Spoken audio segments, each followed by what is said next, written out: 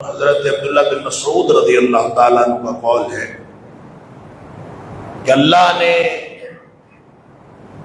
زمین پر سارے انسانوں پر نگاہ ڈالی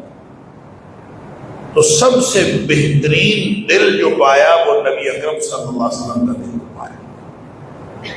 لہذا نبی اکرم صلی اللہ علیہ وسلم کو اللہ نے نبوت کے لیے چن لیا۔ پھر اس کے بعد اللہ نے دوبارہ روئے زمین پر نگاہ ڈالی